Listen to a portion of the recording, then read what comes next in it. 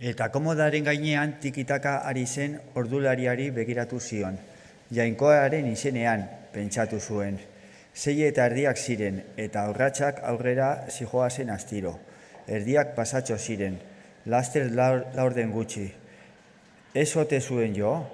Lauretan jarri zuela, ikusi zuen ohetik. Jo zuen, noski.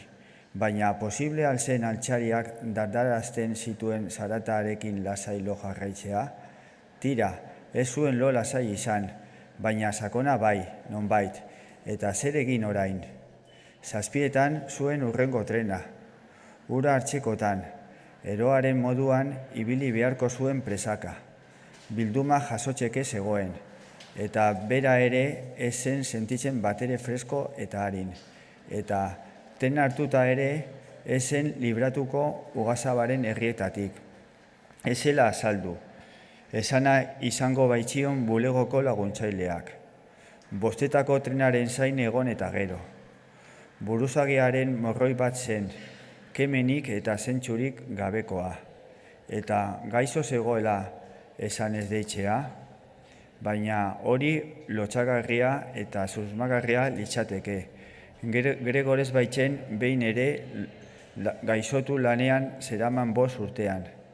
Ugazaba aseguruko medikoarekin etorri. Gurasoi semenagia zutela aurpegiratu. Eta reklamazioi guztiak bertan bera utziko zituen aseguruko medikoaren esanari jarraituz.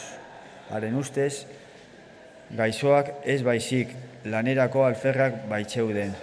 Eta kasu honetan ez ote zuen arrazoi, izan ere Gregor. Halako loaldi luzearen ondorengo logura, ikusgarri ura kenduta. Zoragarri sentitzen baitzen, baita gozeak ere. Hartan guztian korrika eta presaka pentsatzen ari zela, ohetik ateratzea erabaki ezinik. 7:00 gutxi ziren orduantxe, ohe buruaren ondoko atea jo zuten isilki.